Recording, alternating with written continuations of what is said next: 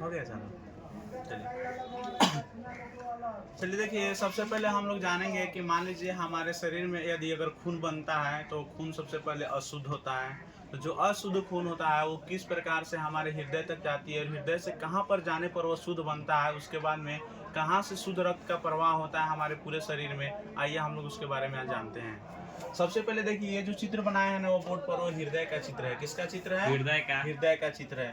देखिए, सबसे पहले जो हृदय होता है ना उसको हम लोग 4 भागों में बांटते हैं।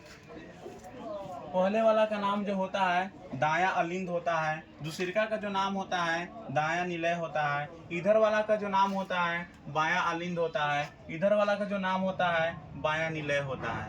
हम लोग जो दाया अलिंद या दाया निलय को हम लोग सीरा कहते हैं। क्या कहते हैं? सीरा कहते हैं। क्या कहते हैं? सीरा कहते हैं। क्योंकि देखिए, सीरा में जो होता है ना वो अशुद्ध रक्त का प्रवाह होता है। किस प्रकार का रक्त का प्रवाह होता है? तो अशुद्ध रक्त का प्रवाह होता है।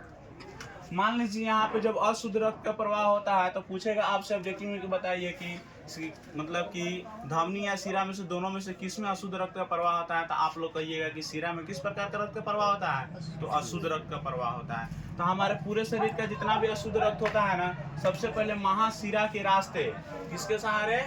महाशिरा के रास्ते वो कहाँ पर आती है? सीरा में आती है। कहाँ पर आती है? सीरा में आती है। देखिए, अशुद्ध रक्त में होता है ना कार्बन डाइऑक्साइड होता है, वही होता है जो खून को क्या करता है? अशुद्ध करता है। कार्बन डाइऑक्साइड होता है हमारे शरीर के लिए क्या होता है? हानिकारक होता है। क्या होता है? हानिकारक होता है। देखिएगा, जो कार्बन डाइऑक्साइड होता है वो क्या करता है, एक सीरा होता है जिस सीरा का नाम होता है फुफ्फुस धमनी। उस सीरा के सहारे क्या होता है कि अशुद्ध रक्त जाता है। किसके सहारे जाता है? तो फुफ्फुस धमनी के सहारे। किसके सहारे? फुफ्फुस धमनी के सहारे जाता है अशुद्ध रक्त का प्रवाह होते हुए। और वो कहाँ तक ले जाती है? तो हमारे शरीर में फेफड़ा पाया जाता है, वहीं पे फेफड़ा पे जाता है। और फेफड़ा पे जाता है तो वहाँ पे उसको किससे भेंट होता है? ऑक्सीजन से। किससे भेंट होता है? ऑक्सीजन से। जब वो ऑक्सीजन से संपर्क करता है तो फेफड़ा काम क्या करता है कि जितना भी मतलब जो खून अशुद्ध रक्त होता है ना उसमें से कार्बन डाइऑक्साइड को बाहर निकाल करके हमारे श्वास नली के द्वारा उसको बाहर कर देता है और ऑक्सीजन से संपर्क कर करके उसको कैसा बना देता है? शुद्ध रक्त बना देता है। किस प्रकार का रक्त बना देता है? शुद्ध रक्त बना देता है। और वो जो शुद्ध रक्त होता है ना महाधमनी के द्वारा सहारे कहाँ पे चलाता है? धमनी में चलाता है। कहाँ पे चलाता है?